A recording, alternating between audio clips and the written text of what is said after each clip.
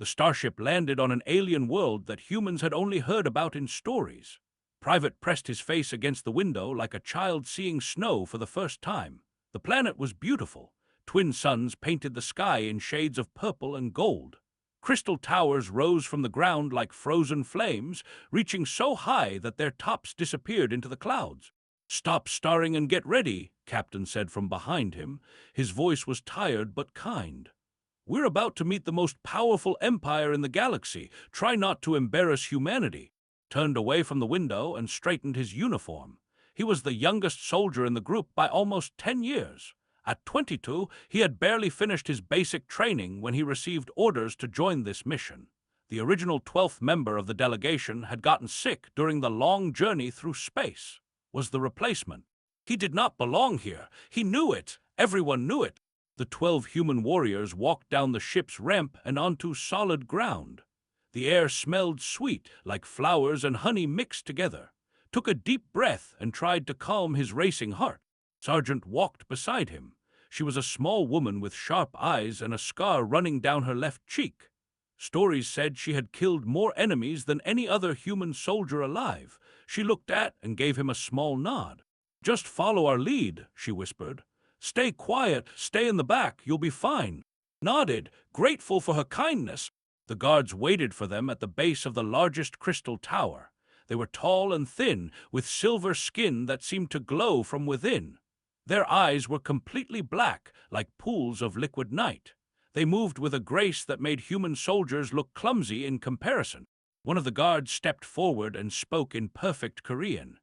"Welcome, warriors of Earth. Princess awaits you in the throne room. Follow me." They walked through corridors that seemed to be made of pure light. The walls hummed with energy that could feel in his bones. He had never seen technology so advanced. Humanity had only discovered faster-than-light travel 50 years ago, that had ruled the stars for 10,000 years. The throne room was the largest space had ever seen. It was bigger than football stadiums back on Earth. The ceiling was so high that clouds actually drifted inside the building. Thousands of nobles stood along the walls, their silver faces turned toward the human visitors. And at the far end of the room, on a throne that floated several meters above the ground, sat Princess. She was the most beautiful and terrifying being had ever seen. Her silver hair flowed around her like a living thing defying gravity. Her skin was pale silver, almost white, and it glowed softly in the light. She had 4 eyes instead of 2, all of them black as space itself. When she looked at the human delegation, felt like she was looking directly into his soul. Captain stepped forward and bowed deeply. "Your Highness, we are honored to present humanity's finest warriors for your consideration." The princess did not respond. She simply descended from her throne, floating down like a leaf falling from a tree. Her feet touched the ground without making a sound. This was the choosing ceremony. Had learned about it during the long journey here. The maintained peace across the galaxy through marriage alliances. Their princesses would choose consorts from the strongest species they could find. It was considered a great honor to be chosen. It was also, in many ways, a prison sentence. The chosen warrior would spend the rest of their life on this alien world, married to a being they barely understood. Princess walked slowly toward the human delegation. Her 4 eyes examined each warrior with cold precision. She stopped first in front of Commander. He was the largest human present, standing nearly 2 meters tall. His right arm had been replaced with cybernetic technology after a battle that killed 30 of his squad members. He alone had survived, destroying the enemy base single-handedly. He was a legend. The princess looked at him for a long moment. Then she moved on. Next was Lieutenant Myra. She was older than the others, with gray streaks in her black hair. She had negotiated peace treaties and led rescue missions.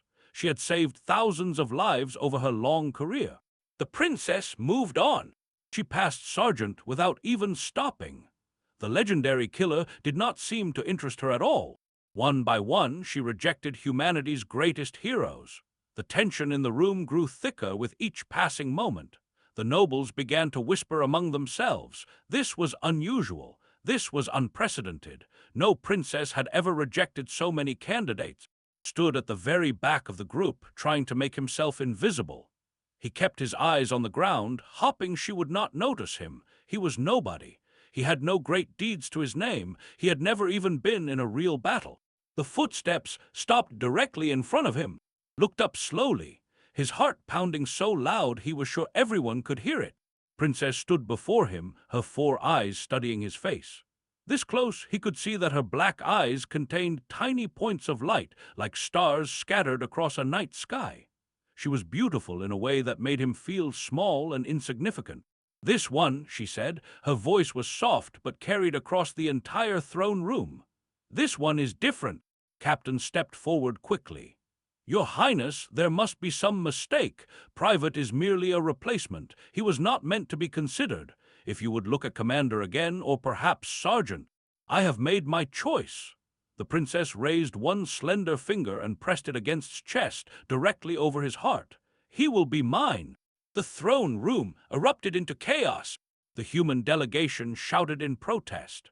The nobles whispered furiously among themselves.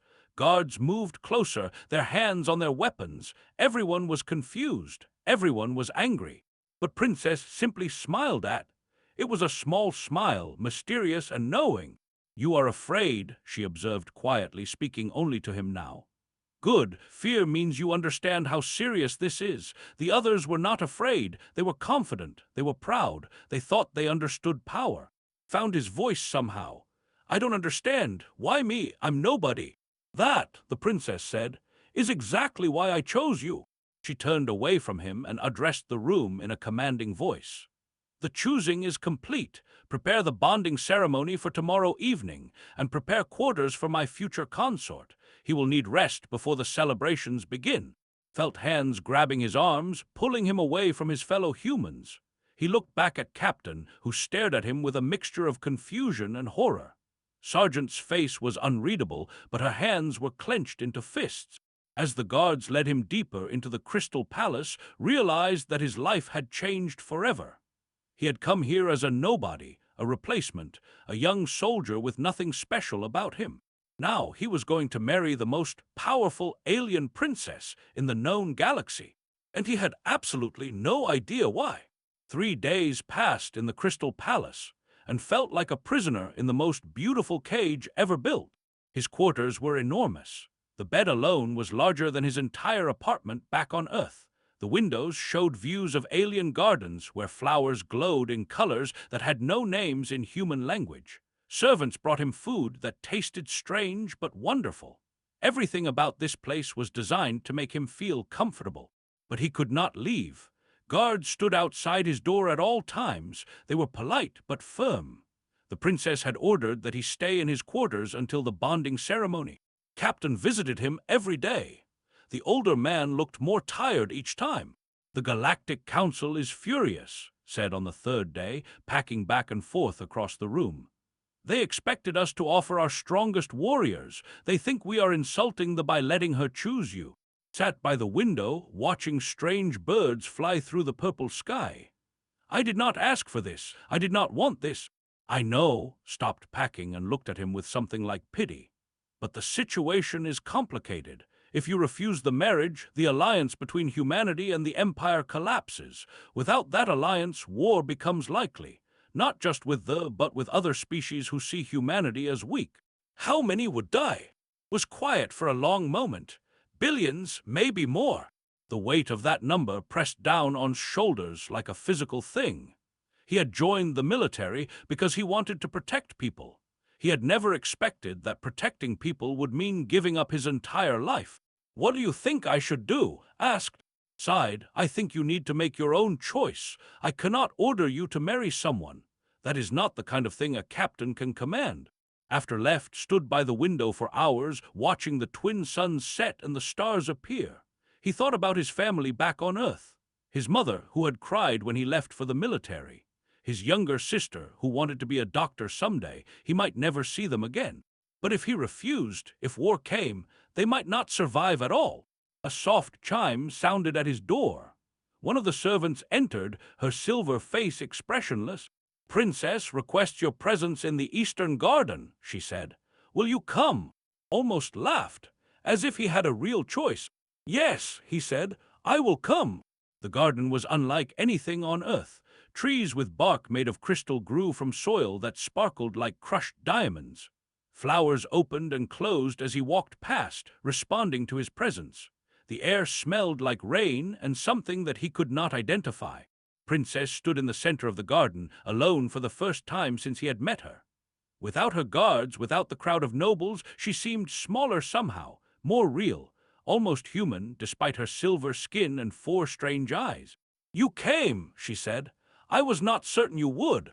Did I have a choice?" She tilted her head, considering his question. "You always have a choice. That is what makes choices meaningful." Walked closer to her, stopping a few meters away. "Then why did you choose me? You saw our greatest heroes, our strongest warriors, people who have done incredible things. I have done nothing. I am nothing special." "That is what you believe," said, "but it is not what I see." She moved toward him, her steps silent on the crystalline ground. The garden's glowing flowers reflected in her dark eyes, making them look like windows into a universe of color and light. "My people have ruled for 10,000 years," she continued. "We have survived because we learned to recognize potential that others cannot see. Your commanders look at records of kills, at muscles, at weapons built into flesh. They measure strength in destruction. I measure it differently." "How?" Reached out and touched his chest, just as she had during the choosing ceremony. But this time, her touch was gentle, almost tender. "When I looked at your commander, I saw a man who had learned to solve every problem with violence. When I looked at Sergeant, I saw a woman who had killed so many times that she no longer felt anything about it. They are strong, yes, but their strength is the strength of weapons. Point them at an enemy and they destroy. That is all they know how to do." "And me?" "When I looked at you, I saw something different. I saw fear, yes, but not fear of death. You were afraid of failing the people who depended on you. You were afraid of letting your captain down. You were afraid of disappointing your fellow soldiers." She dropped her hand, but stayed close to him. Close enough that he could see tiny patterns moving beneath her silver skin, like circuits of light. "I saw someone who cares more about protecting others than about being powerful. Someone whose strength comes from love, not from hate. Someone who has not yet learned to be cruel." Felt tears forming in his eyes, though he did not know why. "I am just a young soldier who was in the wrong place at the wrong time."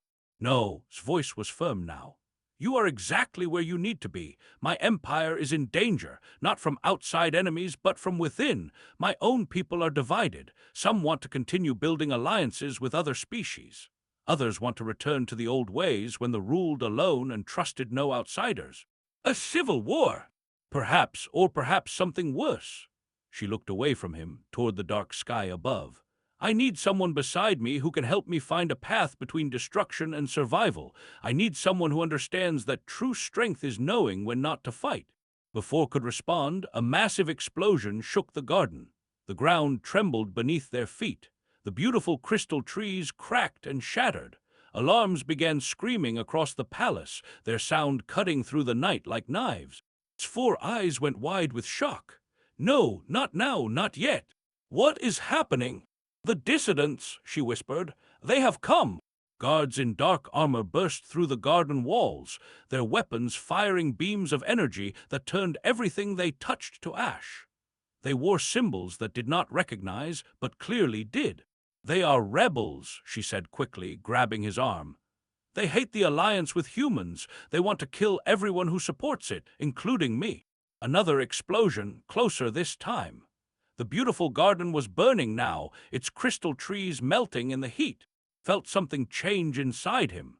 The fear was still there, but it was joined by something else now, something stronger. "We need to move," he said. "Which way is safest?" Stared at him, and for a moment he saw surprise in her alien eyes. She had expected him to freeze with fear. She had expected him to be useless. Instead, he was protecting her. "The northern tower," she said. "There are escape ships there." "Then we go north." He took her hand and pulled her toward the garden's exit. Behind them, the palace burned. Around them, screams filled the air, but did not look back. He did not stop. He had come to this world as a nobody, a replacement, the youngest and weakest of humanity's warriors. But right now, in this moment, he was the only thing standing between Princess and death. and he was determined to keep her alive. Flames licked at crystal walls that had stood for thousands of years. Smoke filled corridors that had once been beautiful beyond imagination. Everywhere looked, he saw destruction and death.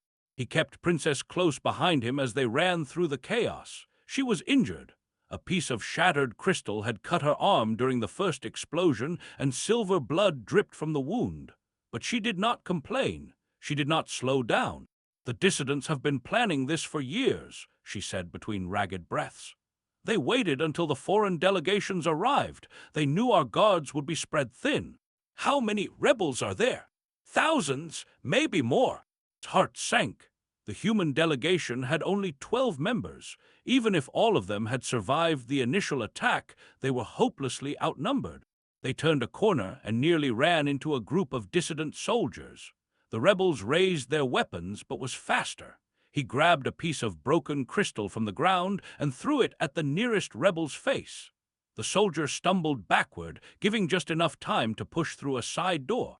They found themselves in a narrow service corridor, barely wide enough for two people to walk side by side. The sounds of battle grew fainter as they hurried through the darkness. "You fight strangely," observed. "You do not try to kill, you only try to escape. Is that wrong?" "It is different. Most warriors I have seen attack their enemies with all their strength. You seem more interested in protecting than destroying." Did not have an answer for that. He had never thought of himself as a warrior at all. He was just a young man trying to survive and keep others alive. They emerged from the corridor into a large hallway. Bodies lay scattered across the floor, both guards and dissident soldiers. The fighting here had been fierce, and in the center of the carnage stood a familiar figure. Sergeant held her rifle against her shoulder, scanning the corridor ahead. Her uniform was torn and bloody, but she stood straight and strong. 6 enemy bodies lay at her feet, proof of her legendary skills. "Private," she shouted when she saw them. "Thank the stars you're alive. Is the princess hurt?" "Just a cut on her arm. Where are the others?" "Tower 7. Captain is holding the landing bay with 4 others. That's all who survived." Her voice cracked slightly on those last words. 8 of their original 12 were dead. Stepped forward. "Sergeant, I must thank you for protecting my people as well as your own." "With respect, Your Highness, I was mainly trying to stay alive. The protection was a side effect," pointed down the corridor. "Tower 7 is that way, about half a kilometer, but the main corridors are crawling with rebels. We'll have to find another route." Another explosion shook the building. Dust and debris rained from the ceiling. The palace was not going to survive much longer. "There is no time for another route," said. "We must go through." Checked her weapon. "Then we go through." They moved as a unit, in front with her rifle, in the middle protecting, and behind them both. The sergeant's skill was incredible to watch. She seemed to know where enemies would appear before they actually showed up. Her shots never missed. But even the greatest warrior could be overwhelmed by numbers. They reached a junction where 3 corridors met. Dissident soldiers poured in from all directions, far too many for to handle alone. She fired again and again, taking down enemy after enemy, but more kept coming. "Go," shouted. "Get to Tower 7, I will hold them." Hesitated. Leaving her behind felt wrong. It felt like abandoning a fellow soldier.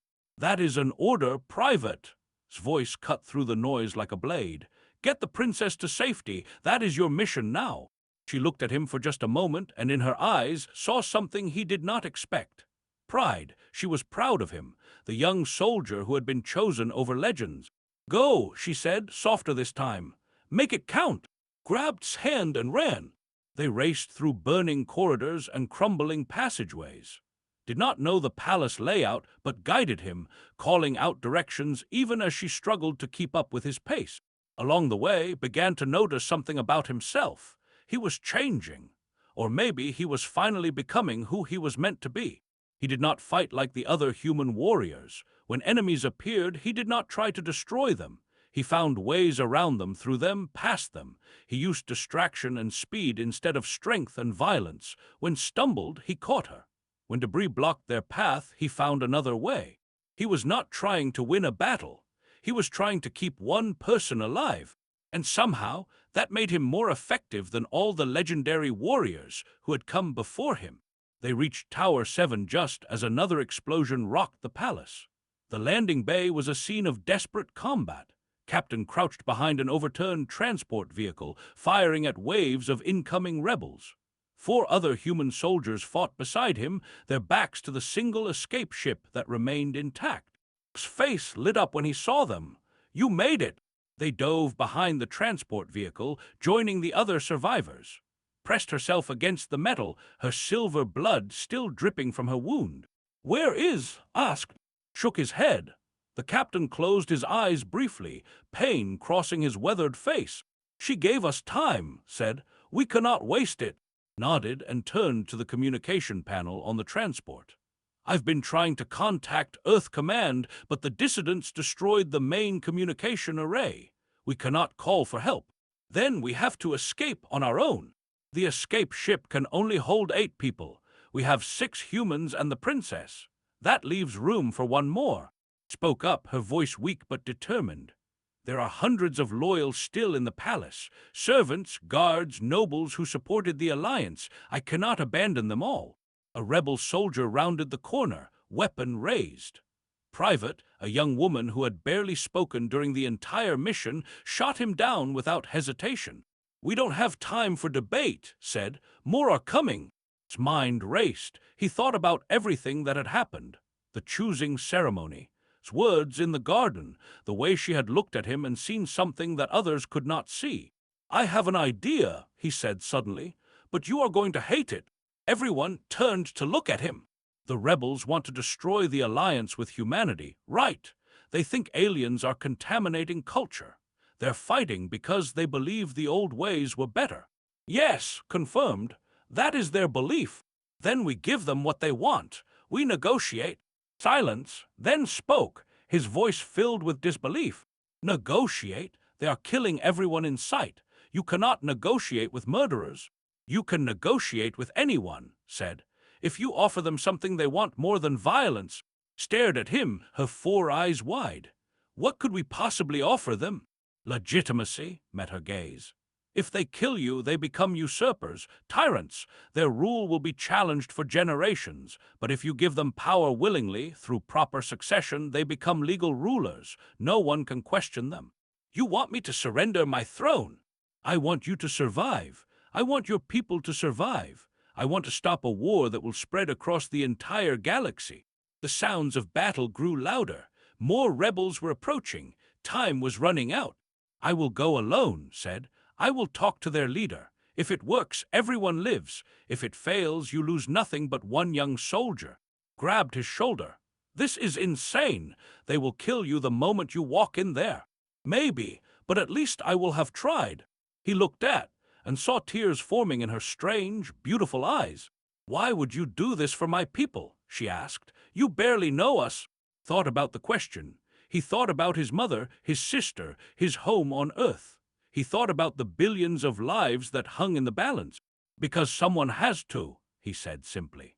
"And maybe the youngest, weakest soldier is exactly the right person to try something that the strongest warriors would never consider." He stood up and walked toward the enemy lines. Behind him, Princess whispered something in her own language. He did not understand the words, but he understood the feeling. Hope! Walking toward enemy soldiers who wanted to kill him was the strangest thing had ever done. He held his hands high above his head, showing that he carried no weapons. His heart beat so fast that he could hear it in his ears. Every step felt like it might be his last. The dissident soldiers saw him immediately. They raised their weapons, aiming directly at his chest, but they did not fire. Perhaps they were confused. Perhaps they were curious. Perhaps they simply wanted to know why a human was walking toward certain death. "I want to speak with your leader," said, keeping his voice steady despite his fear. "I have an offer that will end this war tonight." The soldiers looked at each other. One of them spoke into a communication device on his wrist. A long moment passed while stood there, weapons pointed at him from every direction. Then the soldiers parted, creating a path through their ranks. "Follow," one of them said. They led him through the ruined palace, past burning rooms and fallen bodies. The destruction was worse than had imagined. The dissidents had not come to capture the throne. They had come to destroy everything that the princess represented. The throne room was barely recognizable. The beautiful crystal walls were cracked and blackened. The floating throne lay on the ground, broken into pieces. And sitting on top of the ruins, like a king surveying his conquered kingdom, was an old with skin the color of tarnished silver. "High Commander," said one of the soldiers who had escorted, "this human says he has an offer." Looked down at with 4 eyes that had seen centuries of war and politics. His face was lined with age, and his silver skin had faded to dull gray, but his eyes were sharp and intelligent. "A human," said slowly, "coming to negotiate with the enemies of his beloved princess. How amusing!" "I am not here for amusement," replied. "I am here to save lives, on both sides." Laughed. It was a harsh sound, full of bitterness. "Save lives? Look around you, boy. We are far past saving lives. Tonight the old order dies. Tomorrow a new empire rises from its ashes. And then what? You kill the princess, and your rebellion becomes a crime. Other species will never recognize your government. War spreads across the galaxy. Billions die. That is the price of purity." Leaned forward, his eyes burning with conviction. "For too long we have polluted our culture with alien influence. Humans, dozens of species crawling through our sacred halls. My ancestors would be ashamed." Understood now? This was not about politics or power. This was about fear. And his followers were afraid of change, afraid of losing their identity, afraid of becoming just another species in a galaxy full of strangers. "I understand," said softly. His eyes narrowed. "You understand nothing, human." "I understand fear. I understand wanting to protect what you love. I understand looking at the future and feeling like everything you care about is slipping away." He took a step forward, ignoring the weapons that tracked his movement. "My planet went through the same thing. When we first made contact with alien species, many humans wanted to close our borders. They were afraid that human culture would disappear, that we would lose ourselves among the stars. Some of them even started wars to prevent it. And what happened? We learned that our culture was not so fragile. We learned that meeting new species did not destroy us, it made us stronger. We learned that fear was a bad foundation for building a future." Was silent for a long moment. His soldiers shifted nervously, waiting for orders. "Pretty words," finally said, "but words do not win wars." "No," agreed. "Actions do, and I am offering you an action that will win you more than any war ever could." "Speak!" Took a deep breath. This was the moment. Everything depended on the next few sentences. "Princess is the last of the royal bloodline. If you kill her, you become a murderer, a usurper, a tyrant. Your rule will be challenged by loyalists, by foreign powers, by anyone who sees an opportunity. You will spend the rest of your life fighting wars that never end." He paused, letting the words sink in. "But if she abdicates willingly, if she passes power to you through the proper ceremonies of succession, everything changes. You become a legitimate ruler. No one can question your right to the throne. Your new empire starts with peace instead of war." His expression shifted. He had expected demands, threats, desperate pleas. He had not expected this. "The princess would never agree," he said. "She is too proud." "She will agree. I will convince her, but only if you meet certain conditions." "Conditions?" "Safe passage for all foreign delegates. Protection for the servants and guards who surrendered. Existing treaties maintained for 5 years, enough time for a peaceful transition." "You ask much for a human who has no power." Met the old commander's gaze without flinching. "I ask for peace. I ask for a future where you do not have to fight the same wars you did. I ask for wisdom instead of bloodshed." The throne room was completely silent. Every rebel soldier watched their leader, waiting to see how he would respond. Rose slowly from his seat on the broken throne. He walked down toward, his footsteps echoing in the ruined hall. When he stopped, they were face to face, close enough that could see the patterns of age in the commander's silver skin. "You are either the bravest human I have ever met," said, "or the most foolish." "Probably both," admitted. Something changed in his eyes, something that might have been respect. "When I was young," the commander said quietly. "I believed that strength meant destroying your enemies. I spent centuries proving that belief, fighting wars that earned me glory and power. But now I am old, and I have begun to wonder if I was wrong." He turned away from and looked at the destruction around them. "This is what strength brings: broken halls, dead bodies, a kingdom built on ashes," he sighed heavily. "Perhaps it is time to try a different path." Hope bloomed in his chest, fragile but real. "Then you will accept my terms," turned back to face him. "Bring me the abdication in writing, signed by the princess herself. You have until dawn. If the documents are not in my hands by sunrise, this conversation never happened, and I will burn everything that remains." "I understand." "And human," added as turned to leave. "If this is a trick, if you are trying to buy time for an attack, I will personally ensure that your death is slow and painful." Nodded. "It is not a trick. I am just a young soldier who is tired of watching people die." He walked out of the throne room, past the soldiers who had wanted to kill him, through the burning corridors of a dying palace, and only when he was completely alone did he collapse against a wall, his entire body shaking with relief and fear and exhaustion. He had done it. He had convinced the rebel leader to consider peace. Now he just had to convince a princess to give up her throne. He had until sunrise, pushed himself to his feet, and started walking back toward Tower 7. There was still work to do. Princess stood in the ruined throne room, wearing simple clothes instead of royal robes. Her silver hair was tied back, and her 4 eyes were red from crying. But her voice was steady as she spoke the ancient words of abdication.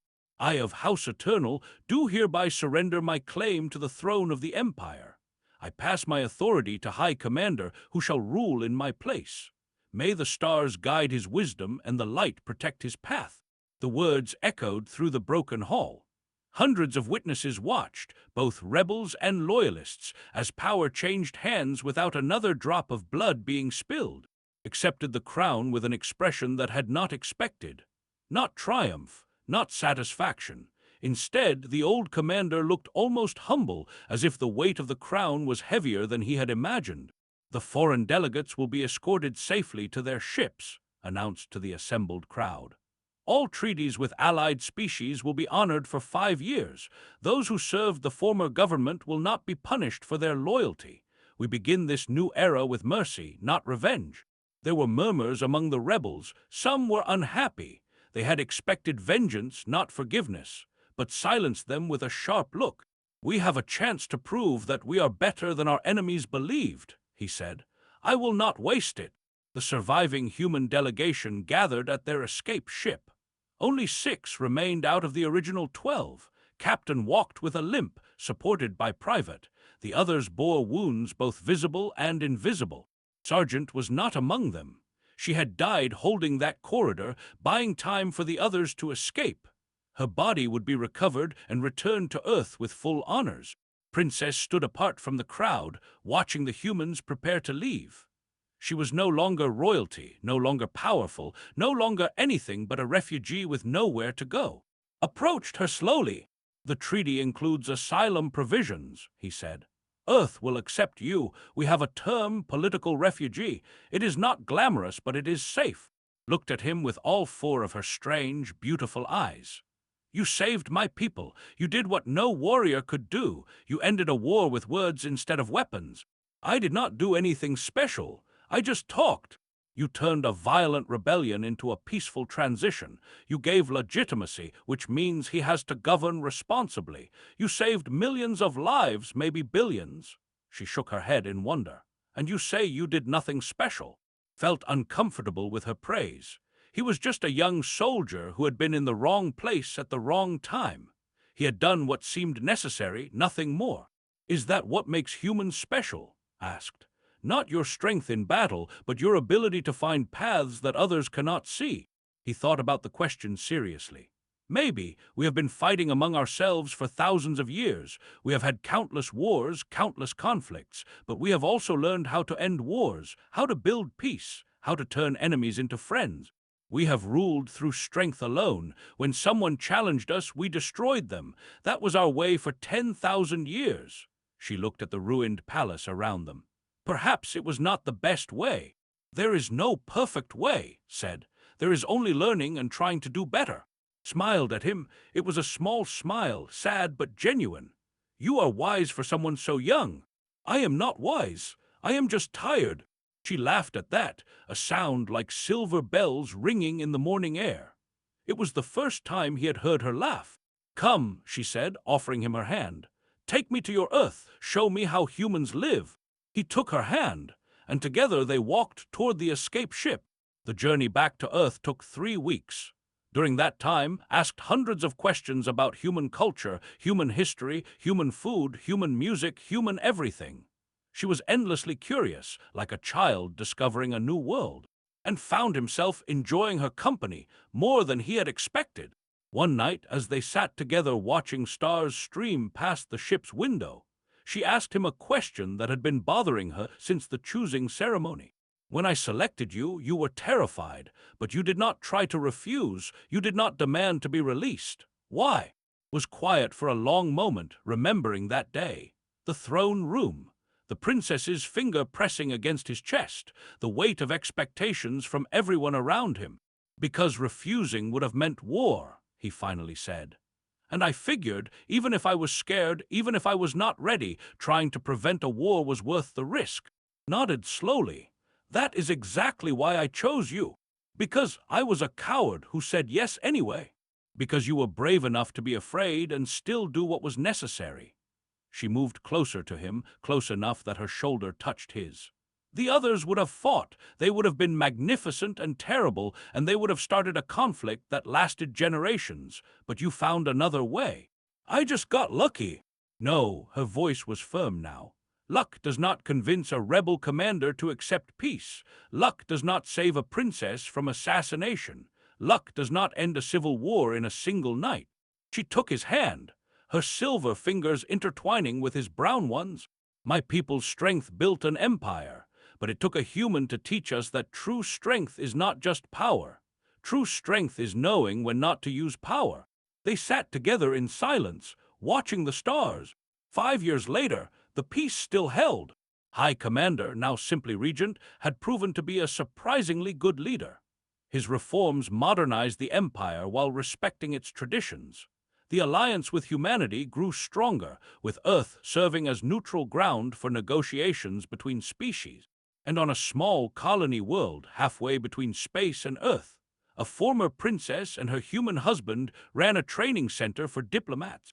Still did not think of himself as special.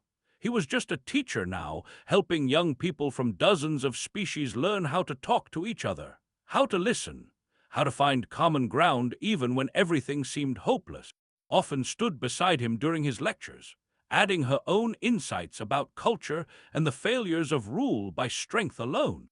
One day, a young human student asked him a question that made him pause. Sir, you were the youngest warrior in that delegation, the weakest by all normal measures. How did you manage to do what the strongest warriors could not? Thought about his answer carefully. I was not trying to be a hero, he said finally. I was just trying to help people. The strongest warriors wanted to prove themselves, to demonstrate their power, to win glory. I did not care about any of that. I only cared about preventing suffering. He looked at, who smiled at him with all 4 eyes shining. Maybe that is what makes humanity different, he continued. We have learned, through thousands of years of pain, that the greatest victory is the battle that never happens, that the strongest act is sometimes choosing not to act, that weapons are tools, not identities. The student nodded, processing his words. Our ancestors solved problems with violence because they did not know any other way, said. But we have learned, we have grown, we have developed skills that are rarer than combat training and more valuable than any weapon. What skills, sir? Smiled, empathy, patience, the ability to see enemies as potential friends, the willingness to try talking before fighting. These are the skills that built peace where war had always been. These are the skills that will carry humanity forward into the future. After the lecture ended, walked with him through the gardens of their small academy. Strange flowers from a dozen worlds grew side by side, creating colors that had never existed before they were brought together. Do you ever regret it? She asked, being chosen, giving up your normal life. Looked at the garden, at the students from dozens of species walking and talking together, at the woman beside him who had once been an alien princess and was now simply his partner. "No," he said, "I do not regret anything." She squeezed his hand. Above them, stars shone in a sky that had seen 10,000 years of war. But tonight, those stars saw peace, and that thought was the most human thing of all.